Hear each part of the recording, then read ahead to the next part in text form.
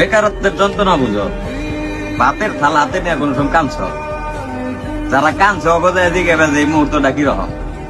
একটা ছেলের কাছে তার দুনিয়া হইলাম তার বাপ মা, সেই বাপ মা যখন তার সাথে খারাপ ব্যবহার করে, যে সারাদিন কি করলি, একটা টাকা আনস না, আর কতদিন এমনি পয়সা পয়সা খাবি, এই কথাটি শুই না যে ছেলে ভাতের থালা হাতে দিয়ে কান্না করছে, ওরে যায় দিকে যে এই মুহূর্তটা কিরকম বা কষ্টটা কিরকম। এই প্রেম ভালোবাসার কষ্ট সবকিছু ফেল এই কষ্টের কাছে।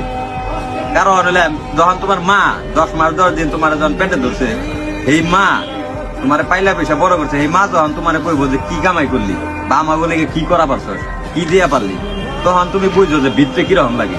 ভিতরে থেকে আমি মনে করি তখন প্রত্যেকটা ছেলের এই মুহূর্তটা যখন ফিল করে, ওই ছেলের আর মনে করো বাঁচার কোনো প্রচেষ্টাই থাকে না।